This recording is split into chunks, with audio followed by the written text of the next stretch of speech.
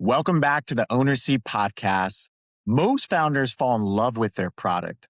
The best ones fall in love with the experience their customer actually has, then build a business around it. My guest today has spent 25 years doing exactly that for some of the biggest brands in the world, and now he's doing it for himself. Jonathan Singer has been engineering genuine brand experiences since 1999. He got his start at McCann, then launched GMR Marketing's Canadian business and had it profitable, listen to this, in year one, working with brands like TD Bank, L'Oreal, Virgin, Volkswagen, and the infamous Google. He went on to found JSCM, Jonathan Singer Experience Marketing, where he helped pioneer the experiential agency landscape in North America. From there, he ran brand experience at SubNation across gaming, fashion, and entertainment, and led the global brand experience practice at Winston Francois. He served on the board of LASD Foundation, and yes, he's a McGill man. Today, Jonathan is the founder and CEO of the Red Light Wellness Company. You're going to hear that name a lot. It's based in Miami Beach, and the idea is simple and hard at the same time. Take a professional grade red light therapy, which is mostly live behind premium price tags, and make it accessible to regular people like you and I who want to take control of their health span. He calls his opportunity philosophy the cultural currency. Think of this, the 5 C's: culture, connection, community, conversion, and commerce. It's the same belief that ran through his whole agency career, that community is the thing every real brand is actually built on. What makes this a great owner seat conversation is that Jonathan is a brand savant building a real world, physical, multi-location business. And that means he has to make the experience sing and make the math work at the same time. That's the exact tension all of us, every operator listening to the show, lives in. Jonathan, welcome to the Owner Seat Podcast, sir. How are you, sir? I'm doing excellent. I'm excited Great. to have you on. I'm excited to talk about Red Light. But before we jump in there, you have this track record that is so impressive. I could have added more there. And those were some amazing brands. I mean, you've spent 25 years plus engineering brand experiences, going back to McCann, launching GMR, right? You had that profitable in its first year. I mentioned Google, I mentioned L'Oreal, I mentioned TD. What did running an agency P&L that early teach you about the difference between what a brand that looks good and a business that actually makes money? Well, I think the most important part of the equation is if you look good, it will help you make money. And when you make money, you look good. So the relationship is direct and also inverted. It's not complicated. If you do the job right and it looks amazing, chances are you will earn a living. If you earn a living and you do well and you're profitable, you definitely look good. So from an entrepreneurial standpoint, if you can accomplish that with your P&L and your front window, I think you're in good shape. Yeah, and I see the differentiate a lot out there, especially in the wellness space, where someone might have a great product, however, they don't spend a lot of time on the aesthetics, the design, the brand messaging, right? I know there's a lot out there now with, maybe even the owner, the founder identity out there, the personal branding that's been big on social a lot too. All of those things are important. It can't even just be, oh, I'm great at finance. I know the spreadsheet. I know the business model. Well,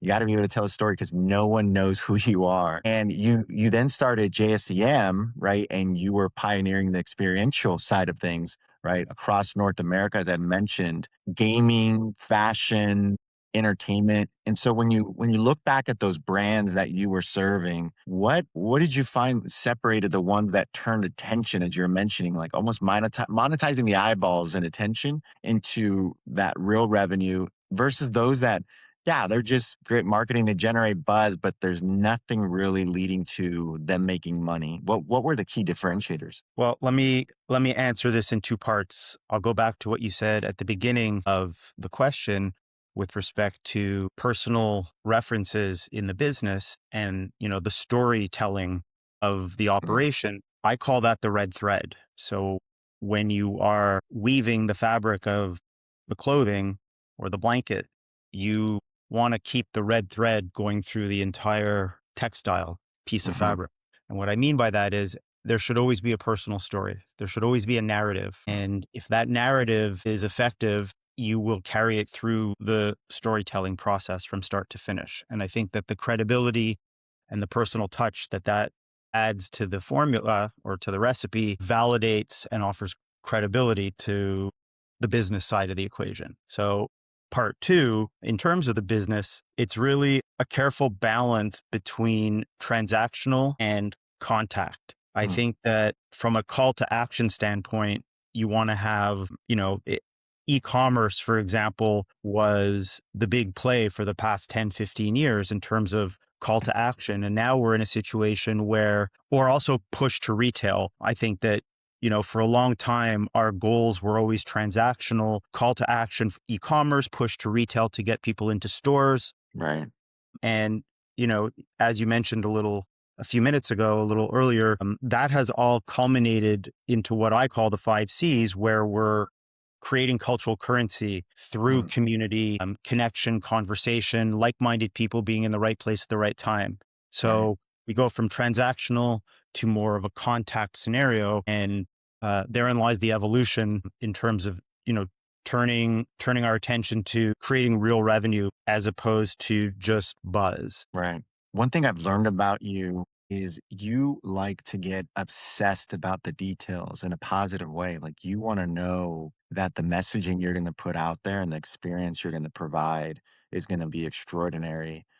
You've even described yourself as obsessed with the details that maybe some others don't see. So as you've moved from serving some of those major brands, like I mentioned, shoot, Google, right? And now to owning a brand, where does that obsession show up in the unit economics, the experience of, standing up a wellness studio platform? And then have you found that is there anywhere where you just need to let it go and let things happen? How's that experience been? Well, thank you for exposing my obsessive compulsive Oh, was that a disorder. private chat? I'm sorry about that. I think that, first of all, I think that a lot of my success or accomplishments are attributed to the way I serve brands. Mhm. And truthfully, owning my own brand is not very different than serving my clients. In fact, it's a little bit easier to own your own brand and be obsessed with the details than it is, serving some of the world's greatest brands. Yeah. I think that in my case, it's really about participation and getting my hands dirty. Everyone always says, roll up your sleeves. You got to get your hands dirty. I was just born that way. I was raised that way.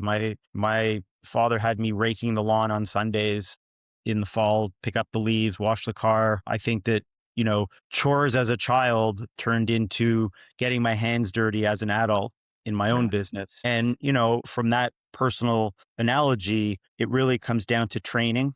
How I was trained, how I train my team, what type of operating system you create for the business, both in terms of, downloading an OS in terms of technology, but that applies to human nature and training and, HR. And if you bake the right ingredients into the recipe, the outcome will be a great tasting cake. Yeah. I think that, you also referenced earlier, how do we keep our margins clean when we're Mm. so focused on the details? And I think that clean is really the operative word, especially as we move the conversation into the wellness space. Anything to do with your well-being, whether it's clinical or lifestyle, the cleanliness of everything, the gym, the spa, Mhm. the clinical environment, the operating room, the place you go to feel your best needs to be in order. It needs to be Yeah. a, relatively clean place where you can trust the environment and you're going to relax and, fix things that you want to address, as opposed to be in an environment that feels like you can't be yourself and you can't expose yourself and you can't be comfortable. So I think that there's a lot of details in the process, from, cleaning to air quality to climate control to Yeah. lighting, that contribute to, cleanliness in terms of an environment. And, that all comes back to the details. You So see it? I I, was I gonna say, literally, look at I you. You're just literally, you're I jumping. stay up at night thinking about these things. I like it. Well, let's switch gears. Really was excited to have you on because people need to know about Red Light Wellness Company. I was at the time of this recording, ATN's happening in New York, and I'm seeing a bunch of posts about red light. I'm following this brand called Checked Out, and they do the red light mask and stuff. I'm like, oh my goodness, everyone does not know what's about to come around the corner here. This is exciting. Red Light Wellness Company. Everyone needs to check that out. So you worked on these brands, you started the Red Light Wellness Company. What did you see in the market? I mean, what was going on? What did you see as the pain point in the wellness market that convinced you to say, okay, I need to jump in. This is the right timing. I understand the unit economics. I need to build this because this is what people need. A great question. I know that your instinct and intuitions play a huge role as a founder. If you get an itch, and founders scratch the itch, and people who aren't founders, put some cream on and make it go away. So when I got the itch, I kind of felt like it was being in the right time at the right place, and nothing happens by chance, especially how Mm, you and I met, which is a fun story for another time. yeah. But our industry had the perfect storm in place. I felt like the return return to IRL in real life is a real play on experiential. And Mm, when I brought experiential marketing to Canada, and we pioneered that in like 1998 with GMR marketing, and then I went on to own and operate my own agency, people literally thought that we were saying experimental incorrectly, and spell check would grab it and want to turn it around. And I was like, no, no, no, it's experiential. It means brand experience. It means what happens live, whether it's online or offline, connecting with an audience in real time. So I think the perfect storm was a combination of IRL and experiential coming together with, artificial intelligence, which is arguably one of the greatest technology revolutions ever, yeah. combined with wellness, which is also the biggest, human social platform uh, that I can remember in my short life. So when you put, brand experience with innovation and health span and well-being together, that was the perfect storm. And I felt not only attracted to it, but I felt like I could really raise the bar and make a difference. And red light therapy was my vehicle. I love it. So the Red Light Wellness Company, Redwell. And so it's built, and I did a ton of homework. We've been having a ton of conversations, right? It's actually built around this professional grade red light therapy, which I do want to chat with you about, and the pricing, right? Where it's far more affordable for anyone that needs to experience, and everyone needs to experience this, right? Because it is true. You go to some of these wellness joints, and man, it's obviously serving a certain demographic, which is fine, but there's been a void on maybe the other 80, 90% of the population, right? That doesn't get to experience this. So I'm curious on your thoughts. Number one, Redwell, from the science perspective, walk us through just the quality professional grade, and why is this different than some of the other things that you see? And with high quality, how are you able to offer it at an affordable price? I think people need to understand just all of the ins and outs and work you've done here over many years to get this right. How are you solving for all of that? Uh, let's assume I'm solving for it. Still a little premature, but we will hopefully together accomplish that goal. Right. The game plan is actually quite simple. My recent experience consulting in the wellness space was such that I participated in a lot of events and conferences and trade shows over the past few years. And what I found was when you get all the right people in the right place, magic happens and everybody's drinking the Kool-Aid, and we're moving the needle, raising the bar, and it's super effective from an industry standpoint. And what happens after that is we all return to our homes and places of business. And I found that not as many people were really drinking the Kool-Aid. And what I mean by that is the awareness was not there. And for those people who were aware, the call to action wasn't there. Where do I find it? How do I use it? What does it do? How can I benefit?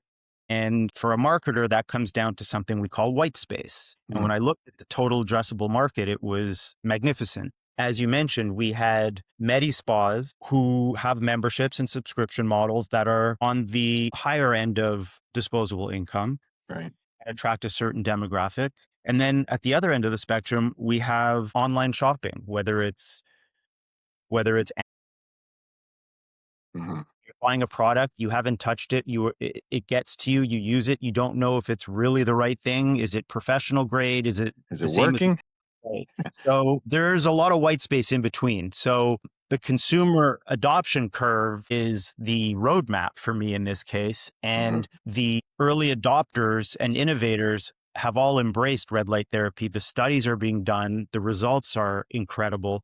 And every day or week, there's another finding, result, benefit, and conclusion drawn. So I looked at that and decided that as the curve was lending itself to the mass market, we could create a platform and use red light therapy as a vehicle to make wellness more accessible to the 99% as opposed to the 1%. Mm. The way in which I plan to keep everything in a healthy state of mind on paper and, in terms of our experience is really through the incredible amount of social impact. Mm. I think that if I could create a successful business that helps people every single day, nothing would make me happier. And I think that Yeah. that's a pretty good legacy to leave behind. So building a brand with purpose is critical to me. And from an, pricing standpoint, if I can keep our costs low and use technology to its best and staffing costs are low and operating costs are low,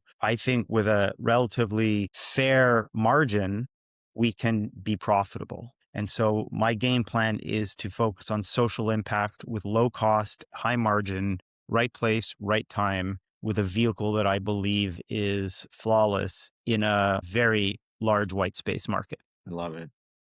I want to follow up with that. And, we've spent some conversations together, and you can feel every time I talk to you, I could feel your passion around that social community aspect. I mean, we've talked about how this will impact firefighters, law enforcement, athletes, stay-at-home moms out there, right, that need this. I mean, anyone that can benefit from red light therapy, which I'm a big fan. I nerd out on this stuff. So I really appreciate the passion around the social wellness piece. And we'll get into the details of unit economics here in a little bit. But I want to go back to what you were mentioning earlier around brand messaging and personal story. Why this? Like where does this all come from? Is there something personal that is really tugging at the heartstrings here that is making you go all in here?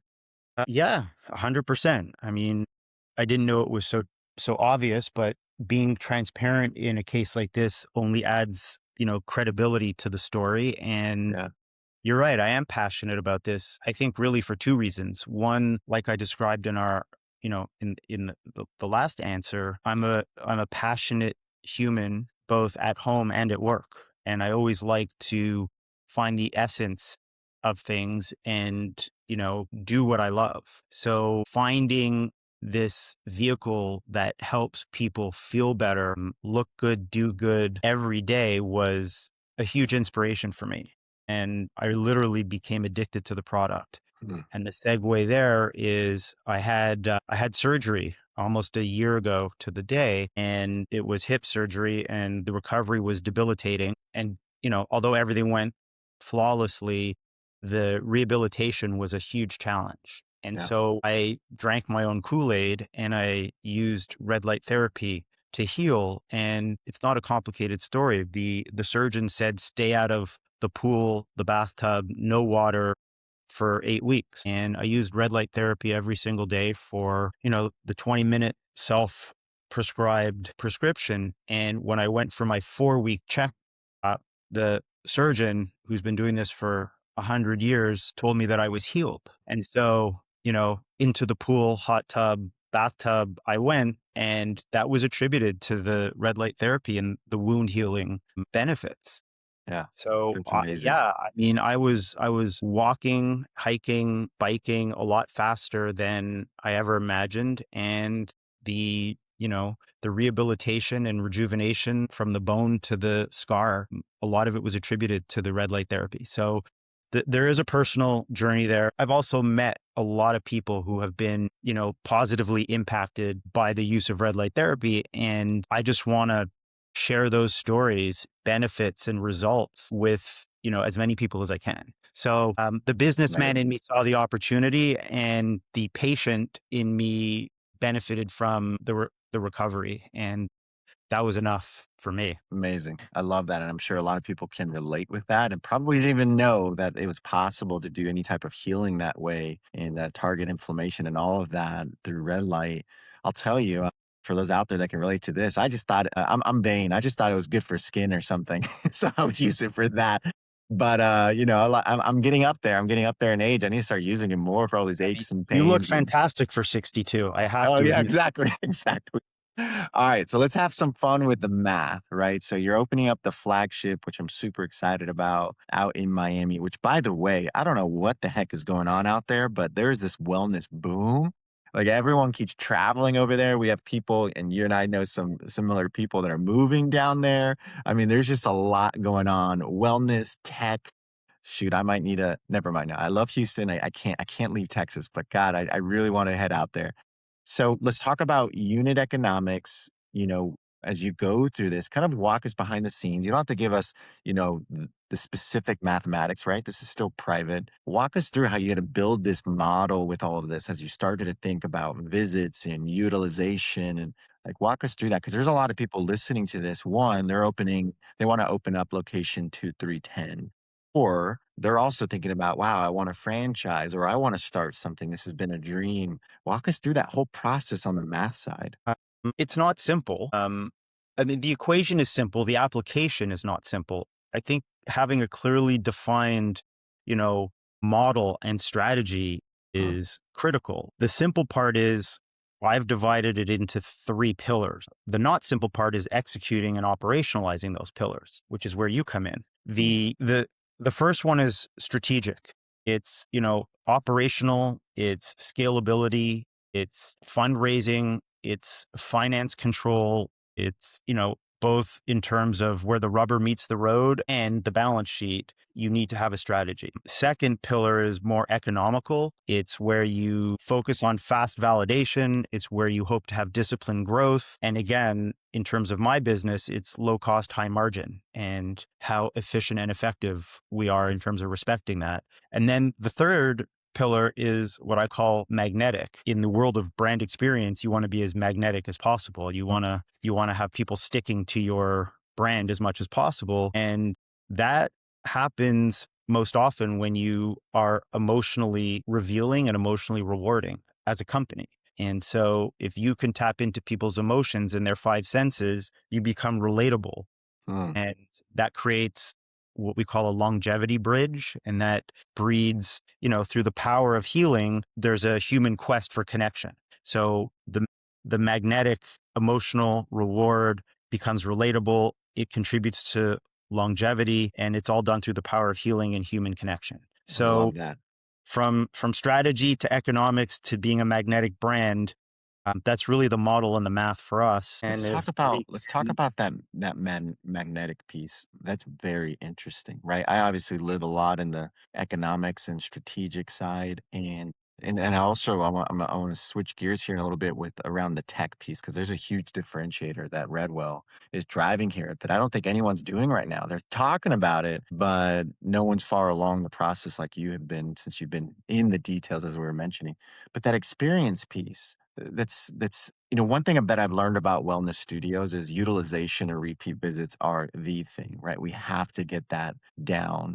You just mentioned something about the 5 senses that piqued my interest because we'll get into tech here. A lot of people are going all in on the tech side or trying to and adopt and execute and all of that, and things are constantly changing. But what I'm finding is people, and why I think this is going to be a huge success, is people are still longing more so than ever before, thirsting for community and that human feel, the 5 senses. Can you go back to that? Like walk us through if one were to walk into a Redwell, like, what would they experience as far as the 5 senses? I think that's important to touch on.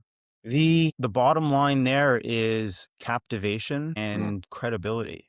The aura that you create, the fragrance in the air, the dimness of the light, the texture of the furniture, the uniforms of the staff, the background music, everything contributes to your first impression, and your first impression should be your lasting impression. So all of the science around brand experience culminates with the connection that you make with the customer. And most importantly is the lasting impression. If you walk into an environment where there are two brands that compete with each other and one of them, is one, and you look at the other one and it makes you smile because there's humor in the delivery or the message, the next day when you need to buy a product and you think of those two brands, the one that made you smile is certainly going to resonate. So at the end of the day, my entire business was built around a quote that says, they may forget what you say, but they will never forget how you made them feel. And I don't think there's a business on earth where that simple quote can't be applied. Right. So true. That's kind of how I tie it all together. Yeah. And as you were explaining that, by the way, I mean, it's so true. We're living in our phones and computers and chatbot prompting. And as you're experiencing the lighting and the sound, I'm a big sensory experience guy. By the way, when you say smell, I'm like, oh, I need something good. I have a very sensitive smell, and that sounds amazing. And then you tie it, and then you weave it in with what you're doing around AI and how you can hyper personalize these treatments, these experiences. Can you walk us through your plans there around the tech side and one, how that's actually going to lower costs, right? We were talking about high quality, right? But low cost, great experience, extraordinary experience. How do you do that? And what are your thoughts there around using AI to do that? The AI component is, in one way, it's massive in terms of capability. The intellectual capacity of AI is astronomical, as we all know. But on the flip side, it's actually quite simple. The development team that I'm working with is focusing very much on having personalized experiences that answer specific questions that are inputted by the customer. And the idea is to routinize the experience, demonstrate results through the human benefit that solves whatever the issue was. So in layman's terms, if and when somebody joins Redwell and goes online to learn more and book time with us, the first thing that they'll be asked is, where does it hurt? What's the problem? What's your issue today? And whether it's wound management and surgical, like in my case, or whether it's vanity and age lines in your face, in your case, we are going to address those concerns, and we are going to create an analysis of your treatment and your journey. And AI is going to provide the powerful engine to create a personalized experience and treatment plan whereby red light therapy can support whatever clinical mission each user is on. And the ultimate result is a habitual positive experience and return, because red light therapy is its most effective when consistently used, and our business will be most effective and profitable when consistently used. So there's certainly a parallel between, what our business strategy is and how we're operationalizing our mission. So good. One of the things, as I hear you talk about that, I think, and I know this is probably not the best way to say it, but I always say when there's something good out there, when we figured it out, I call it like the blood in the water, and then the sharks smell it, right? The sharks are going to come in and they're going to try to repeat it, right? And they're going to try to steal the concept. So as I think about your amazing experience and the equipment, right, which we haven't even touched on, I mean, that the equipment is phenomenal and how you figured that out, as well as the build out costs, all of those things, right?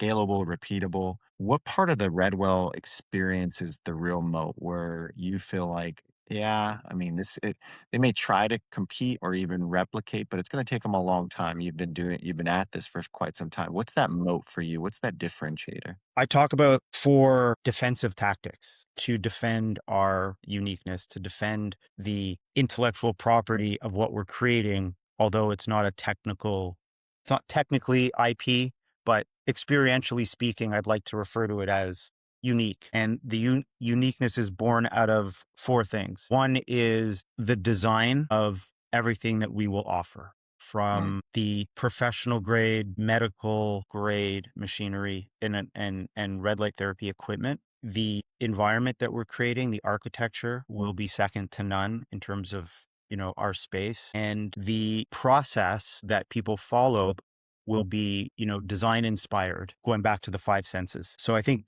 design, decor, branding, everything that is, tangible will have a very, very strong design element, aesthetic, and, creative orientation. The second is devotion. My team, and everyone that will bring Redwell to market are completely devoted to the mission, to the cause, to the benefit, and to the proliferation of this incredible wellness technology. Third is development.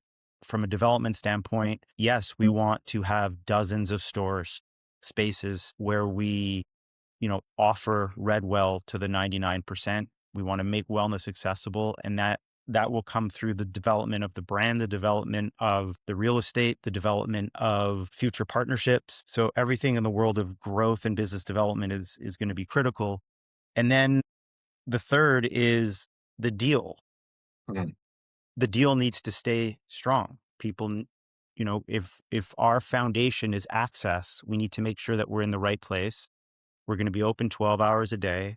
The price is going to be, affordable, and everything to do with the deal is going to be strikingly impressive and inviting. So between the design, our devotion, the development of the concept, and the deal we're offering is really the not so secret formula on how we hope to stay unique and just grow it in our own way. Love it. I love those. I mean, you're dropping a ton of gems from the pillars earlier, the strategic pillars to those pieces around, right? The moat and then your five C's. I got a lot going on here. I don't come from the marketing world, so this is really, really good. And I'm going to steal this. I know everyone tuning in is going to as well. This is so good. Now, let's get back into dollars, right? And I think a lot of people are going to really relate with this if they're thinking about it, if they've gone through it or going through it again. Capital raising, right? So you're in this moment of capital raising, right? For this physical brick and mortar early stage concept,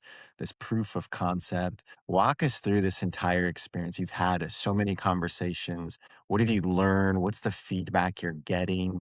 And how does that make you better every single time as you go? And you've been pitching this, and now you've gathered a ton of interest. People want to inject and be a part of this. But from start to now, how has that process been? See this gray? Yeah, it got grayer. I wasn't there 11 months ago. I mean, that's such a great question. And I don't want to diminish the value of the question with such a quick answer, but there is a really huge obstacle, hurdle that founders face.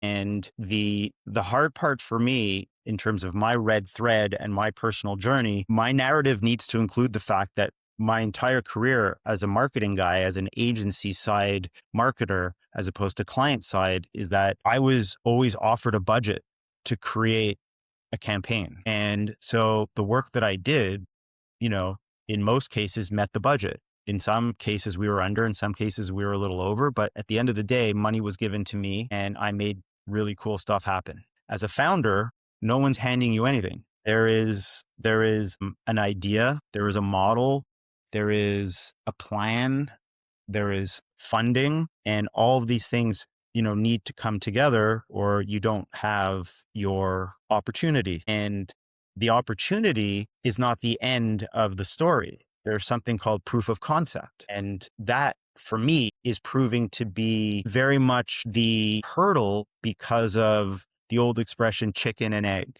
There are a lot of people that want to see, the first Redwell in operation, and then they want to, contribute and be part of it and partner and invest. And those commitments have already been made, but they want to see proof of concept. On the flip side, I can't get proof of concept up and running until there is an injection of funds so that we can find the right real estate, train the right team, bring in the equipment, package the whole thing, and go to market.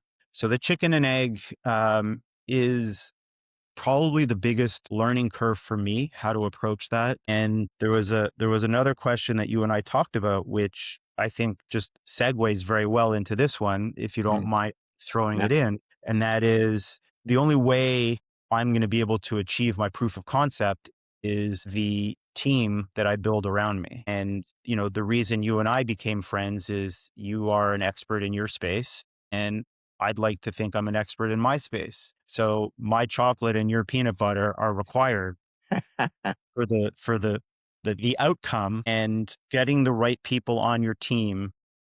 As a quarterback, I need to have all the key players to complete the play. And that goes from board of advisors to, outside mentors to, staff who are willing to come on and help, get the ball across the line even before there's revenue. Yeah. So I want to really credit the importance of having, I'm a marketing guy. I've been building brands my entire career. I need a finance guy. I need a strategy person. I need an operations person. I need a technology person. I definitely need a lawyer. And all of these, requirements are not met by me alone. So I just think there's a lot of credit that needs to be associated to the people that you associate with and share your plan with, and that you can, sell them and convince them in a way that is, motivating, both in terms of the business and the story, the narrative. So I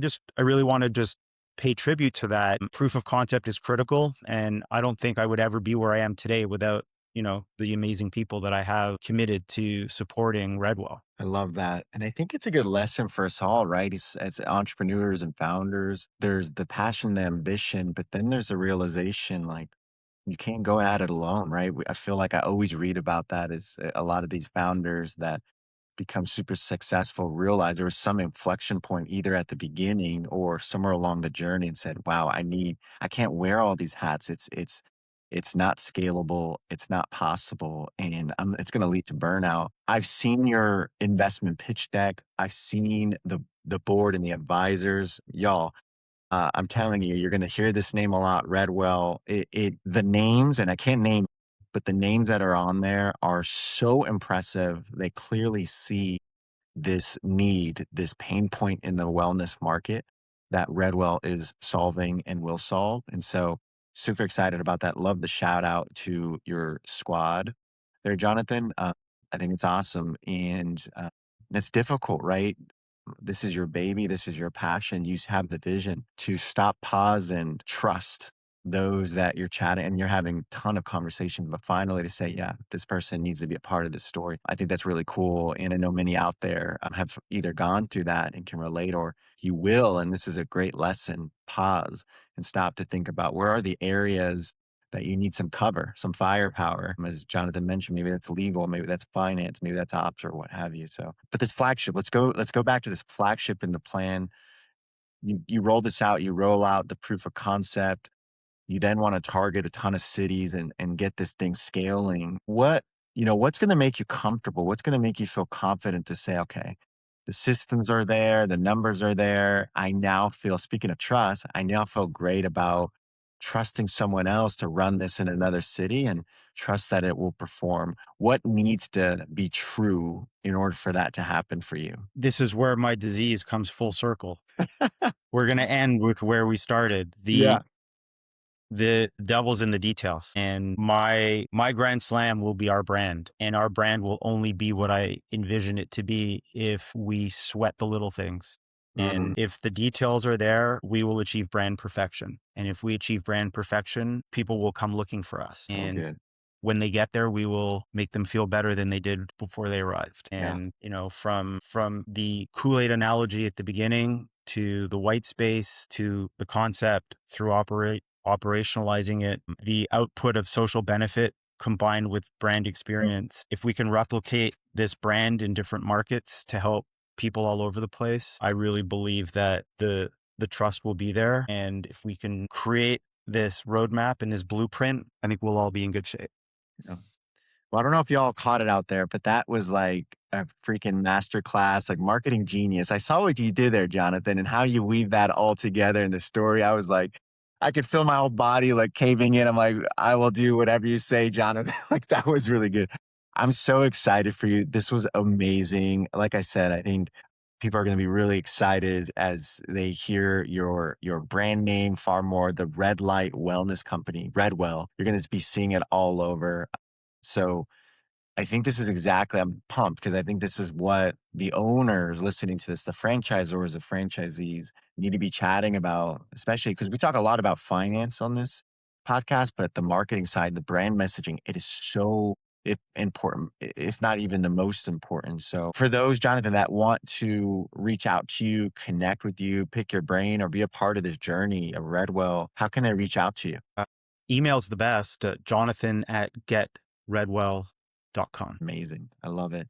We did talk a lot about unit economics and some of the math. So if you're a fitness, wellness, or longevity operator, franchisor, or franchisee who's looking for that CFO level clarity, financial modeling, capital raise prep, we talked about that, private equity or family office readiness, bank readiness, unit economics, feel free to reach out to me on LinkedIn or at strategointel.com. And yeah, this has been another episode of the Owner Seat Podcast. As always, I'm your host, Albert Ramos.